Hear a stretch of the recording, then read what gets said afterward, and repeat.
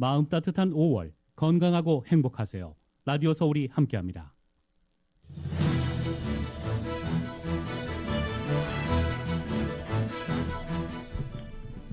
전국의 코로나19 누적 사망자가 100만 명을 넘었습니다. 조 바이든 대통령은 치유하려면 기억해야 한다며 전 세계 정부 기관에 조기 개항을 지시했습니다.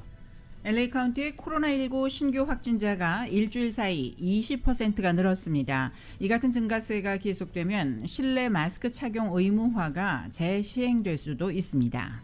윤석열 대통령이 코로나19 정상회의에 참석해서 다자외교 무대 데뷔전을 치렀습니다. 백신이 필요한 국가들의 빠른 접종을 지원하겠다며 3억 달러의 재원을 추가로 기여하겠다고 밝혔습니다. 유엔이 러시아의 전쟁 범죄 의혹에 대한 공식 조사를 시작합니다. 유엔 인권이사회가 결의안을 통과시켰는데 중국은 반대했고 인도 등 12개국은 기권했습니다. LA시장 선거에 출사표를 던진 조 부스카이노 시의원이 후보 사퇴와 함께 리카르소 후보에 대한 지지를 선언했습니다. 캘리포니아주 의회가 의료 과실 소송에서 환자가 받을 수 있는 보상 금액을 늘리기로 합의했습니다. 내년 1월부터 보상 금액이 인상되고 한도액은 앞으로 10년에 걸쳐 꾸준히 늘어나게 됩니다. 백악관은 북한이 이르면 이달 중 핵실험 준비를 완료할 수 있다는 기존 평가를 유지했습니다. 한미 안보사령탑은 통화를 갖고 북한 문제에 대한 긴밀한 공조를 약속했습니다. 윤석열 대통령이 새 정부 장관을 추가로 임명하고 첫 국무회의도 주재했습니다. 국무회의에선 59조 4천억 원 규모의 코로나19 손실보상 추경안이 의결됐습니다. 6일 지방선거 최대 격전지로 꼽히는 경기지사 후보들이 토론회에서 맞붙었습니다. 지역정책은 물론 여러 전국 현안을 놓고 치열한 공방을 벌였습니다. 4월 생산자 물가지수가 1년 전보다 11%가 올랐습니다. 인플레이션이 길어지는 게 아니냐는 우려가 나오고 있습니다. 오늘 뉴욕 증시는 위험 회피 심리가 지속되면서 약세를 보였습니다. LA 지역 오늘 저녁과 내일 역시 맑고 화창한 날씨가 이어지고 있습니다. 오늘 밤 최저 기온은 58도, 내일 낮 최고 85도로 예상됩니다. 이 시간 주요 뉴스는 공항에서부터 목적지까지 모바일 체크인과 첨단 공기순환 시스템을 통해 안전한 기내 환경과 여행을 제공하는 아시아나 항공 제공입니다. 여러분 안녕하십니까? 김미회입니다. 안녕하십니까? 임승찬입니다. 5월 12일 목요일 라디오 서울 이브닝 뉴스 1부 시작하겠습니다.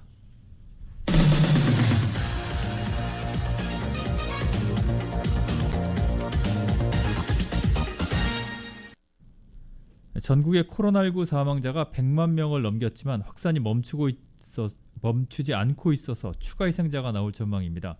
NBC는 지난 4일 자체 집계를 기준으로 100만 명을 넘겼다고 보도를 했습니다. 전국 사망자 규모는 세계에서 가장 큰 것으로 2위인 브라질 66만 4천여 명이나 3위인 인도 52만 4천여 명을 훌쩍 앞섭니다. 공중보건 전문가들은 전국에서 사망자가 많이 나온 이유로 비만과 고혈압 환자가 많고 고령의 인구의 비중이 높은 데다가 백신 거부 정서가 폭넓게 퍼져 있다는 점 등을 지목했습니다. 또 유행이 찾아올 때마다 확진 환자가 폭주를 하면서 의료 체계의 과부하가 걸린 점도 원인으로 꼽았습니다. 세계적으로 가장 많은 코로나19 환자가 발생한 미국에서 사망자가 100만 명을 넘어섰습니다. 조 바이든 대통령이 비극적 이정표라고 규정한 가운데 한국을 비롯한 각국 정상들은 화상회의를 통해 대책을 함께 논의했습니다. KBS의 보도입니다. 미국 백악관에 내걸린 국기가 개항대 중간까지 내려옵니다. 전 세계 미국 정부기관에 조기를 개항하라는 조 바이든 대통령 지시에 따른 조치입니다. 미국 내 코로나19 사망자가 100만 명을 넘긴 데 따른 추모의 뜻이 담겼습니다. We mark a tragic milestone here in the United States. 1 million COVID deaths. 1 million empty chairs around the family dinner table. Each irreplaceable losses. 미국은 별도로 주요 7개국 G7 의장국 독일 등과 함께 코로나19 공동 대응을 위한 화상 정상회의도 개최했습니다. 각국 정상들은 백신 공급의 편차와 잇따른 변이 확산 등에 따라 코로나19 대유행이 여전하다는 인식과 함께 공동 대응 필요성에 공감했습니다. Every day more people are dying. Current outbreaks and new variants of concern show the risk of prolonging the pandemic even further. 윤석열 대통령 역시 화상 연설을 통해 백신이 절실한 국가들에게 충분한 공급과 안전하고 빠른 접종을 지원하겠다고 밝혔습니다. 이를 위해 백신 개발 이니셔티브에 3억 달러를 추가 기여하는 등 국제사회 노력에 적극 동참하겠다는 뜻도 분명히 했습니다. 국제사회의 책임 있는 일원으로서 역할을 다 해나가고 그것이 인류의 번영을 위한 길이라는 점을 잊지 않겠습니다. 각국이 힘을 합쳐 백신과 치료제 접근성을 크게 강화하겠다는 다짐이 벌써 620만 명을 훌쩍 넘긴 전 세계 코로나19 사망자 증가세를 얼마나 누그러뜨릴 수 있을지 주목됩니다. 워싱턴에서 KBS 뉴스 김기현입니다. 백악관 기밀 자료를 무단으로 반출한 혐의를 받고 있는 도널드 트럼프 전 대통령 수사가 본격화하고 있습니다. 뉴욕타임즈는 연방검찰이 트럼프 전 대통령이 퇴임 때 플로리다 마라라고 리조트로 기밀 자료를 들고 나간 것에 대한 고의성 여부를 가리기 위한 증거 수집에 나섰다고 보도했습니다. 검찰의 증거 수집은 피의자를 기소하기 전에 일반 시민이 재판에 참여해 기소 여부를 결정하는 대배심 소집 요청 전 단계로 보입니다. 뉴욕타임즈는 소식통을 인용해서 검찰이 이미 백악관이 생산한 각종 자료의 관리를 담당하는 국립기록관리청을 상대로 문제가 된 기밀 자료를 제출할 것을 명령했다고 전했습니다. 또 트럼프 전 대통령의 임기 마지막에 백악관에서 근무한 직원들을 신문할 예정인 것으로도 알려졌습니다.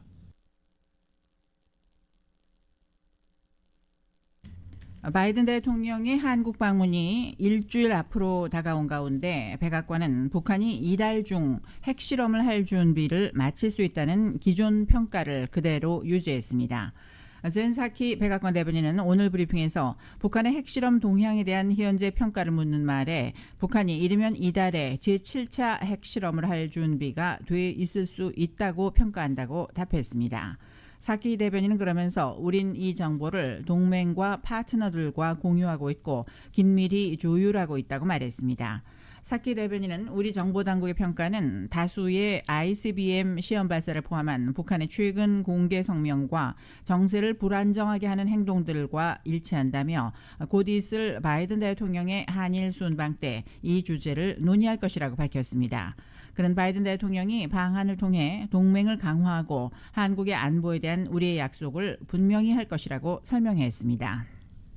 한미 안보사령탑이 처음으로 통화를 하고 단거리 탄도미사일 발사를 포함한 북한의 잇따른 도발을 규탄했습니다. 자세한 소식 YTN이 보도합니다. 김성한 대통령실 국가안보실장과 제이크 설리번 미국 백악관 국가안보보좌관이 처음으로 통화했습니다. 백악관은 오는 20일 예정된 바이든 대통령의 한국 방문에 대해 상의했다고 밝혔습니다. 첫 한미 정상회담이 동맹의 위력을 확인하는 기회가 될 것이라는데 의견을 함께했다고 덧붙였습니다. 백악관은 또 두 나라가 북한의 잇따른 도발을 유엔 안보리 결의 위반으로 규탄했다고 밝혔습니다. 그러면서 북한의 위협에 긴밀히 공조하면서 한반도의 완전한 비핵화라는 공동의 목표를 진전시켜 나가기로 했다고 전했습니다. We've shared this information with allies and partners and are closely coordinating with them. As you noted, the president is traveling to the Republic of Korea and Japan next week, where he will continue strengthening these alliances and make clear our commitment to the security of the Republic of Korea. 북한의 코로나 발생과 관련해서도 뜻을 함께했습니다. 우리 정부는 정치 상황과 별개로 인도적 지원을 준비하고 있다고 했는데 미국도 가장 취약한 북한에 시급한 인도주의적 도움을 제공하려는 국제적 노력을 이어갈 것이라고 밝혔습니다. 다만 백악관은 북한이 그동안 국제 백신 공동 구입 프로젝트인 코백스가 배정한 백신도 거부해 왔다는 점을 지적했습니다. 그러면서 당장 백신을 지원할 계획은 없다고 선을 그었습니다. 한미 모두 방역이나 백신 지원이 대화나 접촉을 시작할 물꼬가 될 수 있다고 기대하고 있습니다. 하지만 북한이 인도적 지원을 거부할 경우 한반도 긴장은 더 고조될 수밖에 없을 것으로 보입니다. 워싱턴에서 YTN 강태욱입니다. 바이든 대통령이 오늘부터 이틀 동안 동남아 국가연합 아세안 정상을 초청해서 특별 정상회의를 진행하고 있습니다. 미중 갈등 격화 속에 중국과 지리적으로 가까운 아세안과 관계를 강화하려는 노력이자 중국 견제를 위한 미국의 인도 태평양 전략을 심화하려는 의도라는 평가입니다.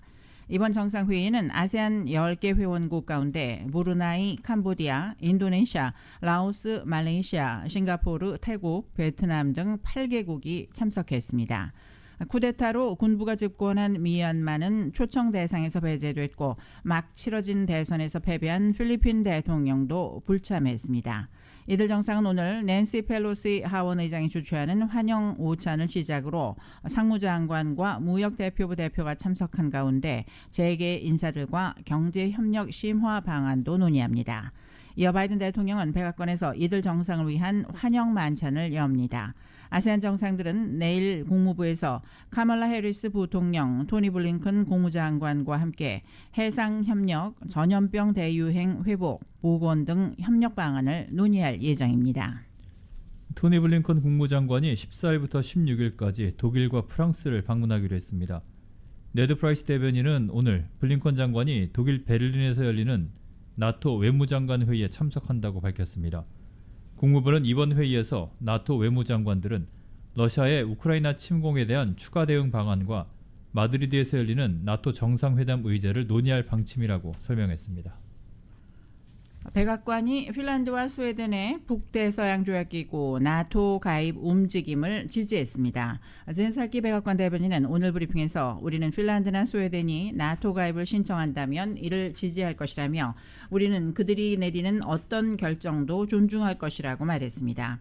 사키 대변인은 핀란드와 스웨덴 모두 미국과 나토의 가깝고 소중한 국방 파트너라며 그들이 나토 회원국이 아닐 때에도 우리 군대가 오랫동안 협력해왔음을 주목하고 싶다고 설명했습니다.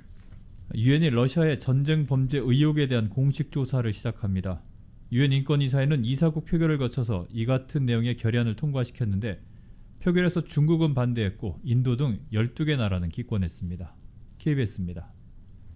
유엔이 우크라이나를 침공한 러시아의 전쟁 범죄 의혹을 공식 조사하기로 했습니다. 유엔 산하기구 유엔 인권이사회는 현지 시각 12일 스위스 제네바 본부에서 특별회의를 열고 47개 이사국의 표결을 거쳐 이 같은 내용의 결의안을 통과시켰습니다. 33 votos a favor, 2 votos en contra, 12 votos en abstención. Por lo tanto, el proyecto de resolución A/HRC/S34L1 en su versión oralmente revisada queda adoptado. 중국과 에리트레아 등 2개 나라는 반대했고 인도와 파키스탄 등 12개 나라가 기권했습니다. 우크라이나 정부는 우크라이나 부차와 체르니유 등지에서 러시아군에 의해 자행된 것으로 추정되는 민간인 학살과 관련한 전범 의혹을 조사하자는 결의안을 제안한 바 있습니다. The irrefutable evidence of gross and systematic human rights violations, as well as war crimes and crimes against humanity committed in the course of the Russian aggression against Ukraine, are building up with every minute of this war. 이번 결의안에 따라 유엔 인권이사회는 우크라이나에 조사단을 파견해 러시아군의 각종 인권 침해 범죄 의혹을 심층 조사하게 됩니다. 올 9월 중간 보고를 거쳐 내년 3월에는 최종 보고서를 낼 예정입니다.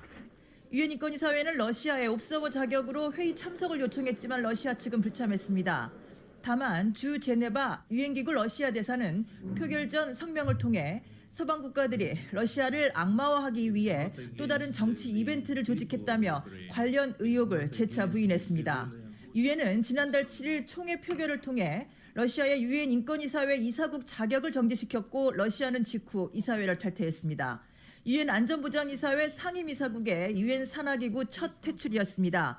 뉴욕에서 KBS 뉴스 한보경입니다.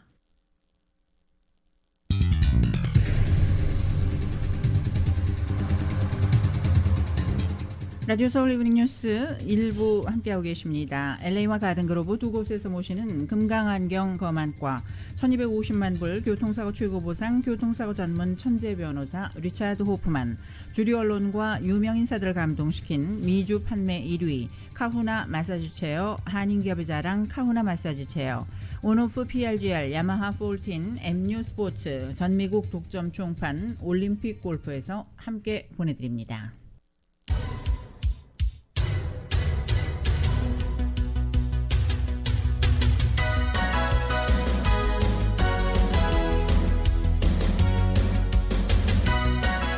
5시 17분 30초 조금 지나고 있습니다. 라디오 서울 이브닝 뉴스 교통정보입니다. 새로운 모빌리티 세상을 열어가는 아이오닉5, 이 시대 가장 진화한 전기차, 완전히 새로운 현대 아이오닉5 제공입니다. 101번 프리웨이 사우스 방면 벌써부터 심한 정체가 이어지고 있습니다. 특히 할리우드 블루버드 구간부터는 신말대로 느리게 움직이다가 산타모니카 블루버드 구간부터 10마일 미만으로 속도 많이 떨어지면서 2번 프리웨이 연결 구간까지 이어지고 있습니다. 110번 프리웨이 노스 방면도 스타디움 웨이 구간부터 오늘도 역시 상습 정체 구간들 계속해서 막히고 있고, 건너편인 110번 사우스 방면도 힐 스트리트 구간부터 거의 서 있다시피 한 구간들이 많습니다. 51가 인근까지 정체는 이어지고 있습니다. 교통정보는 새로운 모빌리티 세상을 열어가는 아이오닉5, 이 시대 가장 진화한 전기차, 완전히 새로운 현대 아이오닉5 제공이었습니다. 네, 이브닝 뉴스 1부 함께하고 계십니다. 어제 오후 오렌지 카운티 라구나 니길에서 발생한 산불로 지금까지 200에이커가 불에 탔습니다. 20채 주택들이 전소됐고 11채는 피해를 입었습니다. 산불로 이 지역 수백만 달러에 달하는 고가의 맨션들이 위협에 놓여 있습니다. 코스탈 산불로 명시된 이번 산불은 어제 낮 2시 45분 알리스 우드 캐년의 사우스 오렌지 카운티 웨이스트 워터 당국의 수도 정화 시설에서 발화됐습니다. 현재까지 산불 진화율은 15%입니다. 또 소방대원 2명이 산불 진압 과정에서 부상을 입고 병원에서 치료를 받았습니다. 산불은 어제 오후 3시 30분까지만 해도 3에이커를 전소시켰지만 해안가 지역의 바람으로 인해서 갑자기 번졌습니다. 소방당국은 현재 화재 원인을 조사 중인데 남가주 에디슨사는 전기를 발생하는 회로가 산불의 원인인지에 주목을 하고 있습니다. 이번 불로 900가구에 대한 대피령이 내려졌습니다. 코로나도 포인트와 퍼시픽 아일랜드 드라이브 지역에 대피령이 내려졌고 발보아 니에스와 몰트 메도우 인근 지역에는 자발적 대피령이 내려졌습니다. 또 대피소로 이동하는 주민들에게 퍼시픽 아일랜드 드라이브 내 하일랜드 애비뉴부터 크라운밸리 파크웨이 지점을 통과하지 말 것을 당부하기도 했습니다. 캘리포니아주에서 의료 과실 소송으로 환자가 받을 수 있는 보상금의 한도가 대폭 늘어나게 됩니다. 이 소식 정현호 기자가 전해드립니다. 가주의회가 12일 의료 과실 소송에서 환자가 받을 수 있는 보상 금액을 대폭 늘리기로 합의했습니다. 지난 1975년부터 가주에서는 의료 과실 소송에서 환자가 겪은 통증과 고통 부분에 대해서 받을 수 있는 보상금 한도를 25만 달러로 제한해 왔는데, 내년 1월 1일부터는 의료 과실로 인해 부상을 당한 환자의 경우 통증 부분에 대해서 최고 35만 달러까지, 그리고 환자가 숨진 경우 유족은 최고 50만 달러까지 받을 수 있게 됩니다. 이 보상금 한도액은 앞으로 10년에 걸쳐 꾸준히 늘어나 의료 과실로 부상을 당한 환자는 75만 달러, 숨진 환자의 유족은 100만 달러까지 보상금을 받을 수 있게 됩니다. 그 이후에는 인플레이션에 연동해 매해 한도액이 2%씩 늘어납니다. 이 법안은 가주 하원에서 만장일치로 통과돼 게빈 뉴섬 주지사에게 전달됐으며 주지사는 서명하겠다고 밝혔습니다. 가주에서는 의료 과실로 인해 환자가 손해본 의료 비용이나 임금 등 계산할 수 있는 비용에 대해서는 보상금 한도를 규정해 놓지 않고 있습니다. 하지만 의료 과실로 인해 환자가 겪은 통증이나 고통 등 계산이 어려운 부분에 대해서는 보상금 한도를 최고 25만 달러로 책정해놨고, 이 부분이 지난 수십 년 동안 논쟁거리가 되어왔습니다. 통증과 고통 부분에 대한 보상금 한도를 낮게 책정해 놓음으로써 의사들 입장에서는 의료 과실 보험료가 뛰는 것을 방지할 수 있지만, 변호사들이나 환자들 입장에서는 복잡한 의료 과실 소송을 제기하는 것을 망설이게 만드는 요인이 되었기 때문입니다. 의료업계에서는 이처럼 의료 과실 보상금의 한도액이 높아지면 예기치 못한 부작용을 불러올 수 있다고 우려하고 있습니다. 이영진 내과의사입니다. 네, 의사 선생님들 입장에서는 이제 그 소송 비용 자체가 증가된다는 것은 굉장히 걱정스러운 문제고요. 그 이유는 제일 큰 이유는 이제 하이리스크 고위험군 어떤 수술을 하는 경우, 고위험군 환자를 다루는 경우는 의사가 다른 주로 빠져나갈 수도 있고요. 또 의료 비용 자체가 증가를 가져오게 되죠. 왜냐하면 보험료 자체가 올라가기 때문에, 라이빌리티 보험 자체가 올라가기 때문에 전체적인 의료 비용 자체가 증가가 되고요. 가장 걱정이 되는 건 뭐냐면 이제 불필요한 소송이 남발될 수 있다. 이제 그 가장 걱정되겠습니다. 이번 법안은 또 의사가 문제가 된 의료 행위 후에 환자에게 미안함이나 후회하는 발언을 한 것이 후에 소송에서 의사에게 불리하게 작용할 수 없도록 했습니다. 소송에서 불리한 입장이 놓일 것을 우려해 의사와 환자 간의 교감을 막는 것을 방지하기 위해서입니다. 라디오 서울 뉴스 정현호입니다. LA 카운티의 코로나19 확진자가 일주일 사이 20% 증가했습니다. 카운티 보건국은 오늘 보고된 신규 확진자는 3,407명, 그리고 사망자는 7명이라고 밝혔습니다. 신규 확진자는 전주와 비교해서 약 20%가 늘었습니다. LA 카운티의 일일 평균 확진자 수는 인구 10만 명당 26명으로 전주 21명에서 증가했습니다. 7일간 누적 확진자 수는 10만 명당 176명으로 집계됐는데 7일 평균 이 확진자 수가 200명으로 늘어날 경우 실내 마스크 착용 의무화가 재시행될 수 있습니다. 오늘 현재 입원 환자는 267명으로 어제보다 18명 늘어났고 이 가운데 25명이 중환자실에서 치료를 받고 있습니다. LA시장 선거에 출마한 조 부스카이노 15지구 LA시 의원이 오늘 중도 하차하고 억만장자 부동산 개발업자 리 카루소 후보에 대한 지지를 선언했습니다. 이 밖에 LA시장 선거 관련 소식을 이은 기자가 전해드립니다. LA시장 선거에 출마한 조 부스카이노 15지구 LA 시의원이 오늘 선거에서 중도 하차하고 억만장자 부동산 개발업자 리카루소 시장 후보에 대한 지지를 선언했습니다. 조 부스카이노 후보는 지난 수개월 동안의 선거 캠페인 동안 단 한 번도 유권자 지지율을 4% 이상 끌어오지 못했습니다. 지난달 실시한 설문조사에서는 응답자들 가운데 1%가 부스카이노 후보를 꼽을 것이라는 답변이 나오기도 했습니다. 부스카이노 후보는 성명을 통해 쉬운 결정은 아니었으나 LA시의 미래를 최우선으로 했으며 리 카루소 후보와 함께 시를 더 안전하고 깨끗하게 만들 것이라고 밝혔습니다. 12일 아시아계 연방 하원의원들이 줌 미팅을 통해 LA시장 선거에 출마한 캐런 베스 가주 37지구 연방 하원의원에 대한 지지를 선언했습니다. 10일 아시아계 연방 하원의원들이 줌 미팅을 통해 LA시장 선거에 출마한 캐런 베스 가주 37지구 연방 하원의원에 대한 지지를 선언했습니다.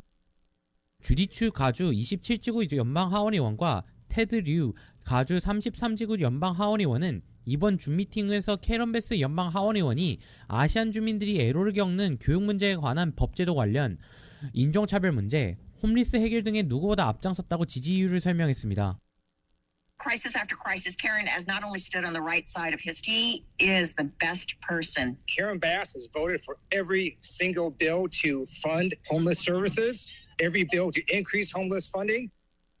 캐런 베스 후보는 이 자리에서 본인의 며느리 등 가족 구성원들이 한인과 일본인 등 아시안인 만큼 아시안 주민들의 고충을 그 누구보다 잘 알고 이를 해결하기 위해 함께할 것이라고 설명했습니다.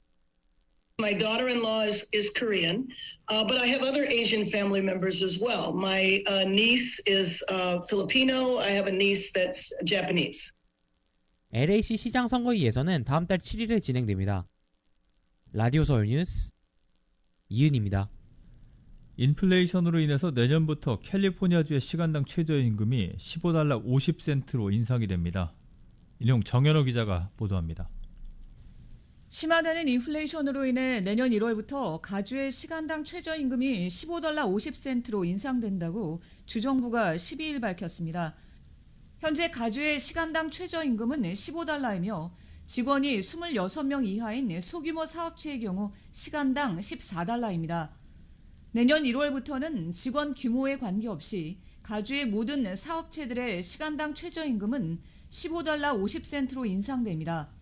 주정부는 2016년 마련된 주법에 따라 해마다 최저임금을 인상해왔으며 올 1월 마지막 단계로 직원이 26명 이상인 업체에 대해서 최저임금을 $15로 올린 바 있습니다.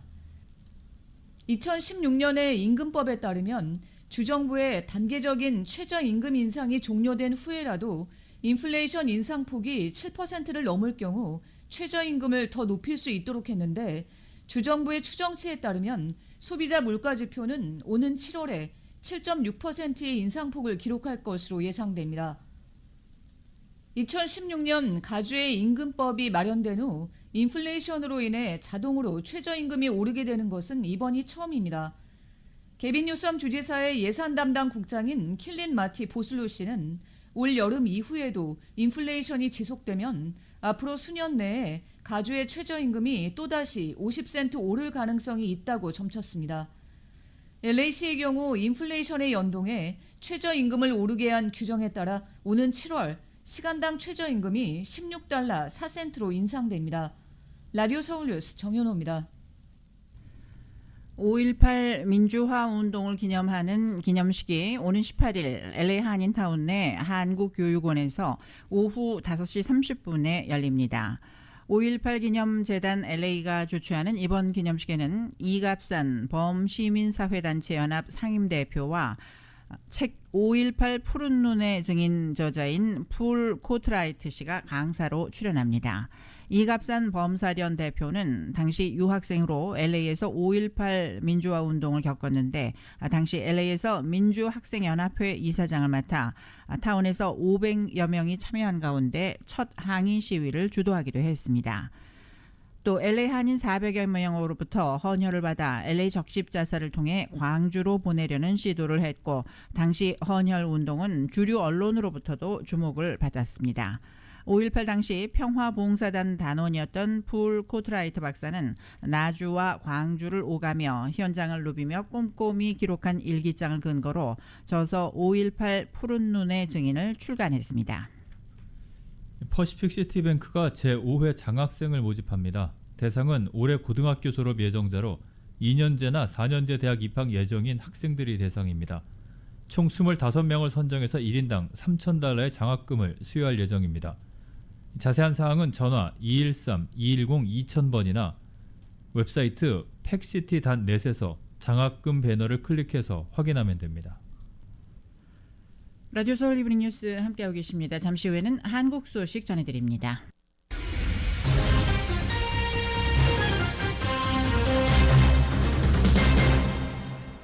네, 이브닝 뉴스 일부 한국 소식입니다. 윤석열 대통령이 어제 새 정부 장관들을 추가로 임명하고 첫 국무회의도 주재했습니다. 국무회의에선 59조 4천억 원 규모의 코로나19 손실보상 추경안이 의결됐습니다. KBS가 보도합니다. 출근길 윤석열 대통령은 장관을 추가로 임명하겠다는 뜻을 밝혔습니다. 혹시 오늘 청문보고서가 채택 안 된 장관도 임명하실 계획이 있으십니까? 오늘 일부만. 1시간 만에 외교부 박진, 행정안전부 이상민 장관이 임명됐습니다.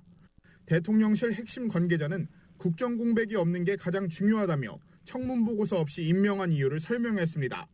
역시 청문보고서가 채택되지 않은 장관 후보자 3명의 임명은 아직 고심 중.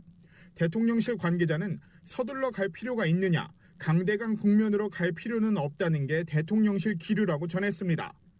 한덕수 총리 후보자 인준 방침을 아직 확정하지 않은 민주당을 굳이 자극하지 않겠다는 계산으로 보입니다.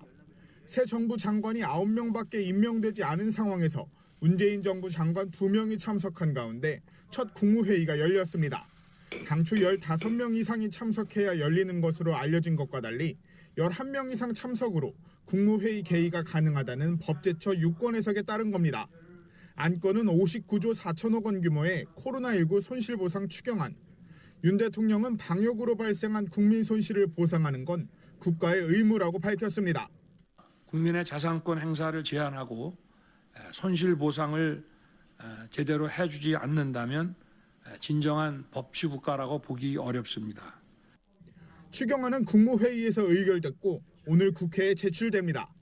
윤 대통령은 16일 추경안에 대한 국회 시정연설에도 나섭니다. 윤 대통령은 국무회의가 끝난 뒤 청문보고서가 도착한 산자부 이창양, 중기부 이영 2명의 장관도 추가로 임명했습니다. 이로써 초대 내각의 장관은 11명이 임명됐습니다. KBS 뉴스 강병수입니다.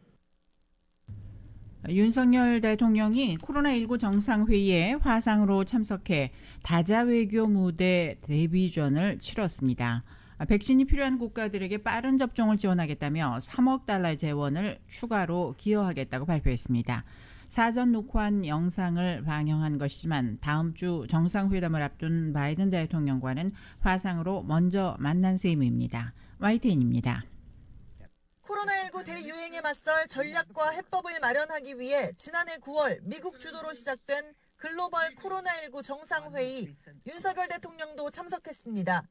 사전 녹화한 영상 메시지 형식이긴 하지만 다자 외교 무대 데뷔전에 나선 겁니다. 윤 대통령은 코로나 종식을 위한 국제사회 노력에 책임과 역할을 다하겠다며 백신 지원을 약속했습니다. 시급히 백신이 필요한 국가들에게 충분한 공급과 안전하고 빠른 접종을 지원하겠습니다. 세계보건기구 글로벌 바이오 인력 양석 허브를 구축하여 개도국들의 백신 자급화 노력을 적극 지원해 나갈 것입니다. 또 치료제와 백신 개발 속도를 높이고 공평한 배분을 보장하기 위한 이니셔티브 액트-A에 3억 달러, 우리 돈 3,870억 원을 추가로 기여할 거라고 밝혔습니다. 우리나라는 지난 2020년 액트-A가 출범한 이후 지금까지 2억 1천만 달러를 현금과 현물로 보탰습니다. 윤석열 대통령은 금융중개기금 FIF 창설에도 힘을 실었습니다. 이를 통해 국제사회가 충분한 재원을 신속하게 동원하여 신종 감염병을 비롯한 새로운 보건 위기에 효과적으로 대비할 수 있을 것입니다. 조 바이든 미국 대통령도 참석해 첫 주자로 메시지를 발표했는데 오는 21일 첫 한미 정상회담을 앞두고 두 나라 정상이 영상을 통해 먼저 만난 셈이 됐습니다. 윤 대통령은 메시지 첫 마디를 대부분의 정상과 마찬가지로 이렇게 시작했습니다. 존경하는 바이든 대통령님, 지도자 여러분, 그리고 참석자 여러분. 윤 대통령의 다자 외교 데뷔전이 중국 백신 외교 견제용으로 평가받는 코로나19 정상회의라는 점도 눈길을 끄는 대목입니다. YTN 조은지입니다. 6일 지방선거와 보궐선거를 위한 후보자 등록이 어제부터 일자리 시작되면서 본격적인 선거전이 시작됐습니다.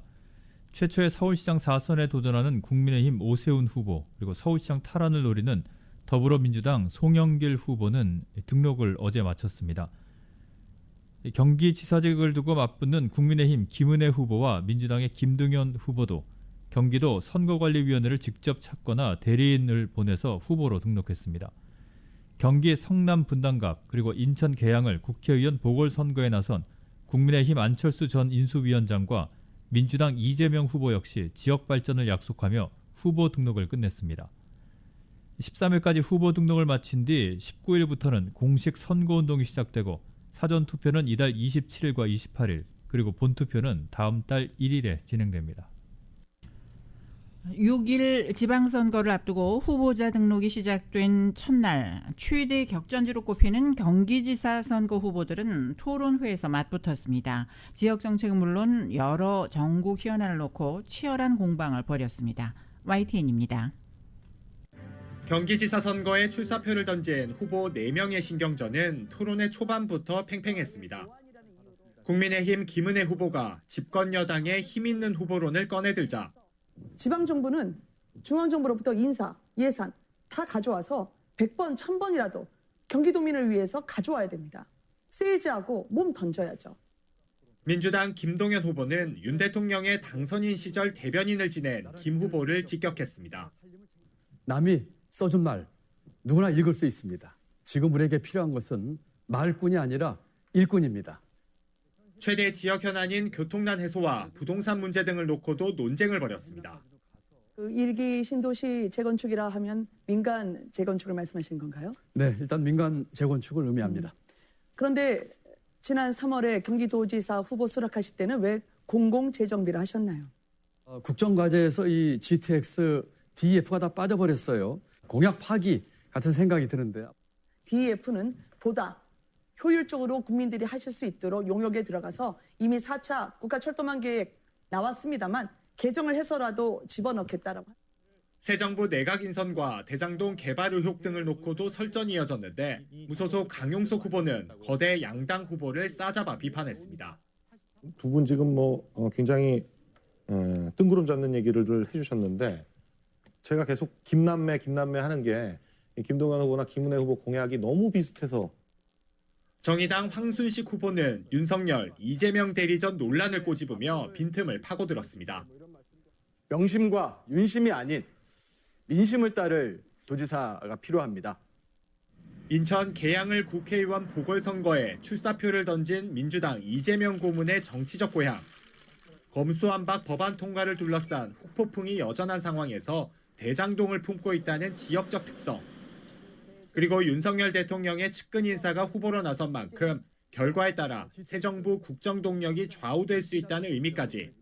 이번 지방선거와 보궐선거의 핵심 관전 포인트가 응축된 경기도지사 선거전이 갈수록 뜨거워지고 있습니다. YTN 김지환입니다. 북한이 윤석열 정부 출범 후 첫 도발에 나섰습니다. 취임 이틀 만에 탄도미사일 3발을 쏘아 올린 건데 정부는 북한의 미사일 발사가 중대한 도발이라면서 강력히 규탄을 했습니다.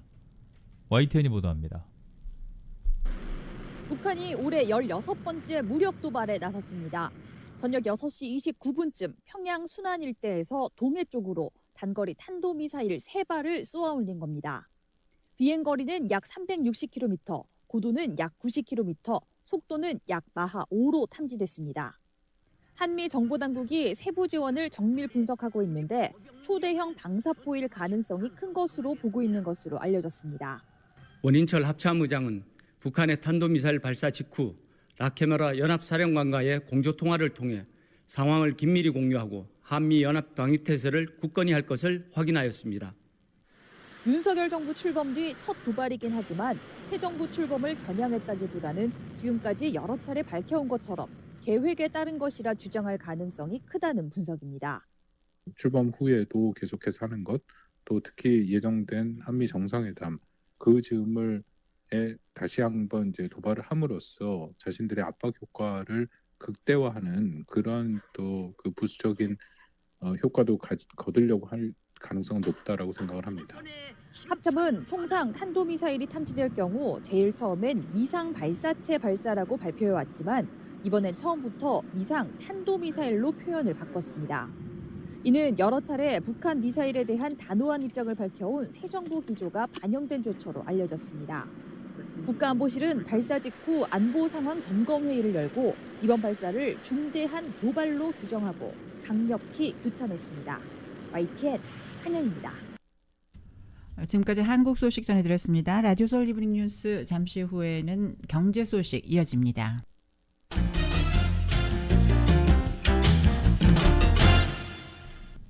네, 이브닝 뉴스 1부 경제 소식입니다. 오늘 뉴욕 증시는 4월 생산자 물가가 발표된 가운데 위험 회피 심리가 지속되며 대체로 하락했습니다. 다우지수가 6거래일 연속 하락을 했고 S&P 500 지수는 올해 들어서 최저치를 경신했습니다. 나스닥은 등락을 거듭하다 강보합세로 장을 마쳤습니다. 다우존스 산업평균지수는 어제보다 103.81포인트가 하락한 31,730.30을 기록했습니다. S&P 500 지수는 어제보다 5.10포인트가 떨어진 3,930.08을, 나스닥 지수는 6.73포인트가 오른 11,370.96으로 거래를 마감했습니다. 유가는 석유 수출국 기구 오페크가 올해 글로벌 원유 수요 전망치를 하향한 가운데 상승했습니다. 뉴욕 상업거래소에서 거래되는 6월물 서부 텍사스산 원유 가격은 어제보다 42센트가 오른 배럴당 106달러 13센트에 거래를 마쳤습니다. 도매 물가가 예상보다 높은 오름세를 이어가면서 인플레이션이 길어지는 게 아니냐는 우려를 낳고 있습니다. 연방노동부는 오늘 4월 생산자 물가지수가 지난 3월보다 0.5%, 지난해 같은 달보다는 11% 각각 올랐다고 밝혔습니다. 러시아의 우크라이나 침공 직후인 지난 3월에 11.5%보다는 오름폭이 줄어들었지만 여전히 두 자릿수대의 높은 상승률을 기록했습니다. 또 블룸버그 통신이 집계한 전문가 전망치 10.7%를 웃돈 결과라는 점에서 인플레이션에 대한 시장의 우려를 키웠습니다. 러시아 우크라이나 전쟁과 중국의 코로나19 봉쇄로 글로벌 공급망이 추가 차질을 빚는 상황에서 생산 유통업자들이 소비자들에게 비용 상승분을 전가할 것으로 전망되고 있습니다. 부문별로는 에너지 가격 상승률이 3월 6.4%에서 1.7%로 눈에 띄게 둔화했지만 자동차, 경유, 달걀 등이 큰 폭으로 올라 전체 상승세를 견인했습니다. 변동성이 큰 에너지와 식품을 제외한 근원 생산자 물가지수는 3월보다 0.4%, 지난해 같은 달보다 8.8% 각각 오른 것으로 집계됐습니다. 이와 함께 노동부는 지난주 신규 실업수당 청구 건수가 20만 3천 건으로 전주보다 1,000건 늘었다고 밝혔습니다. 연방상원이 제롬 파월 연방준비제도 의장의 유임을 압도적으로 가결했습니다. 상원은 오늘 본회의를 열어서 파월 의장의 두 번째 임기 인준 투표를 찬성 80대 반대 19의 압도적인 표차로 인준했습니다.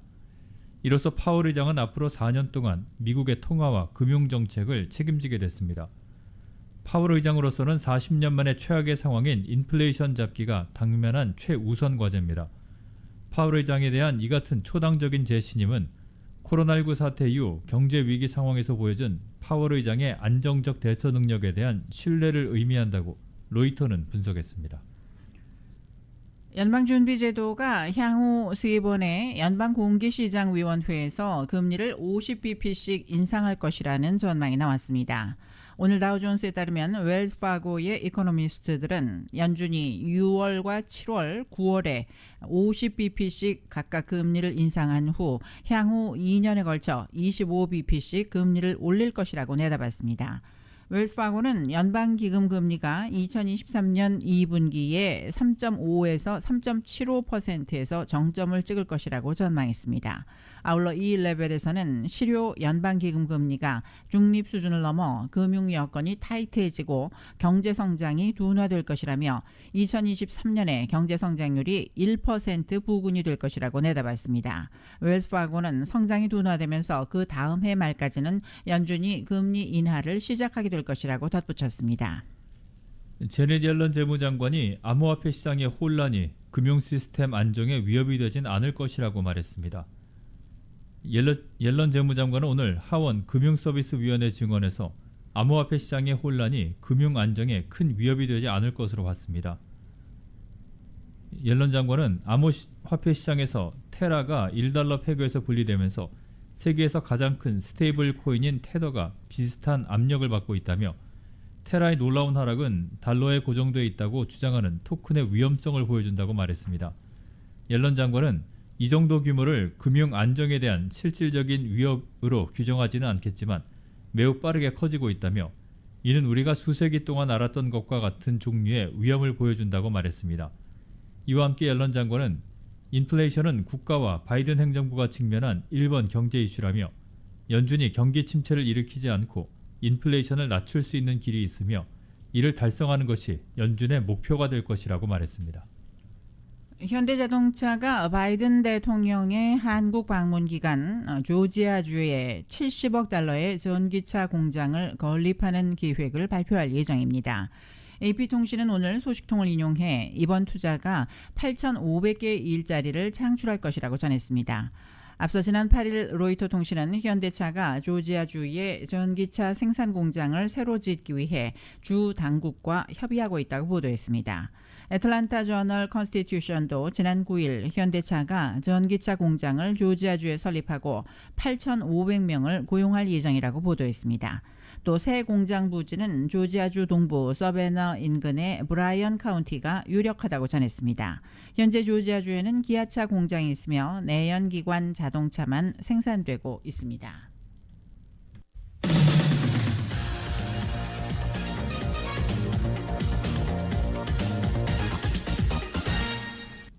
네, 스포츠 소식입니다. 토트넘의 손흥민 선수가 아스널과의 북런던 더비에서 시즌 21호 골을 터뜨렸습니다. 손흥민은 득점뿐 아니라 선제골 기여 그리고 상대 퇴장 유도 등 모든 것에 관여를 하면서 토트넘의 완승을 이끌었습니다. KBS가 보도합니다.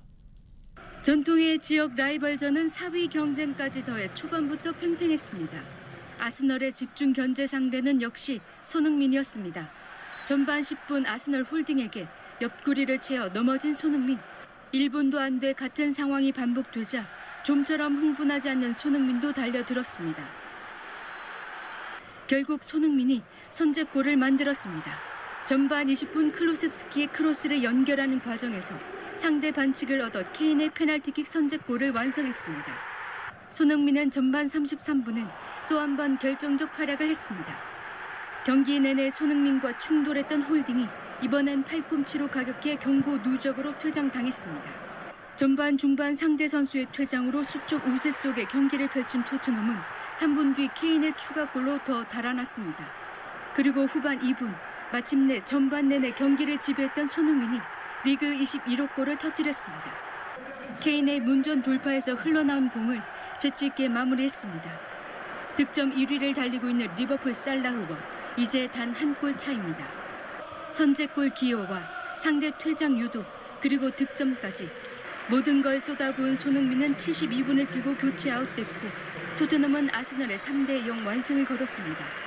두 경기를 남겨놓고 4위 아스널의 1점 차로 따라붙으면서 다음 시즌 챔피언스리그 출전 희망을 이어갔습니다. KBS 뉴스 박지미입니다. 네, NBA 오늘도 두 경기 펼쳐지는데요. 동부 컨퍼런스 경기가 먼저 펼쳐지고 있습니다. 마이애미와 필라델피아 3쿼터 진행 중인 가운데 마이애미가 72대 59로 앞서고 있습니다.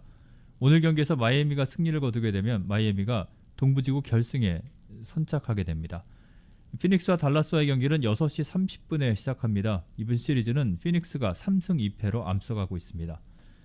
메이저리그 오늘은 8경기만 열립니다. 휴스턴과 미네소타의 경기는 휴스턴이 5대 0으로 승리했습니다. 볼티모어는 세인트루이스를 3대 2로 꺾었고 오클랜드는 디트로이트에 5대 3으로 승리했습니다. 뉴욕 매츠는 워싱턴 내셔널스에 4대 1로 승리를 거뒀습니다. 뉴욕 매츠와 시카고 화이트삭스의 경기는 2회 말 현재 뉴욕이 2대 1로 앞서가고 있습니다.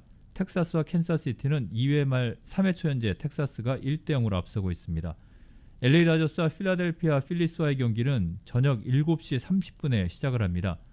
LA 다저스에서는 타일러 앤더슨 그리고 필라델피아에서는 잭 필러가 선발로 등판합니다.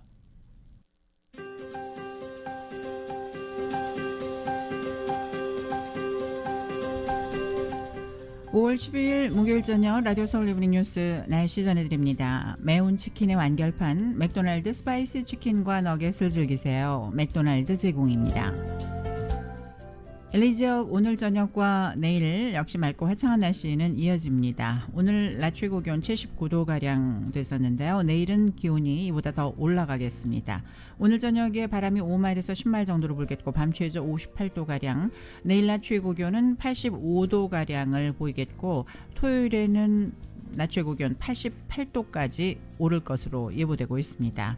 한편 내일 밤 최저 기온은 60도로 오늘보다 조금 더 높아집니다. 내일 낮 최고 기온 오렌지 카운티 지역 88도, 밸리와 인랜드 엠파이어 92도, 해안 지역 77도, 산악지대 71도가 되겠습니다. 하와이 호놀룰루 오늘 저녁 곳에 따라 구름 끼는 날씨에 바람이 10마일에서 20마일 정도로 불겠고 밤 최저 72도, 내일도 역시 곳에 따라 흐려지겠습니다. 낮 최고 기온 83도 예상됩니다. 한국은 오늘 전국이 대체로 흐린 날씨 보이고 있습니다. 내일과 모레는 전국이 대체로 맑겠습니다. 서쪽 지방은 오늘 예년보다 덥겠지만 동해안은 선선하겠습니다. 한낮에는 서울 기온이 26도까지 올라가서 수도권은 여전히 초여름 날씨가 이어지겠습니다. 매운 치킨의 완결판 맥도날드 스파이스 치킨과 너겟을 즐기세요. 맥도날드 제공 날씨였습니다. 라디오 서울 이브닝 뉴스 1부 지금까지 LA와 가든그로브 두 곳에서 모시는 금강안경 검안과 1250만 불 교통사고 최고보상 교통사고 전문 천재 변호사 리차드 호프만, 주류 언론과 유명 인사들을 감동시킨 미주 판매 1위 카후나 마사지 체어, 한인기업의 자랑 카후나 마사지 체어, 혼오프 PRGR, 야마하 14, MU 스포츠, 전미국 독점 총판 올림픽 골프에서 함께 마련해드렸습니다. 잠시 후 6시부터는 라디오 서울 이브닝 뉴스 2부가 진행됩니다.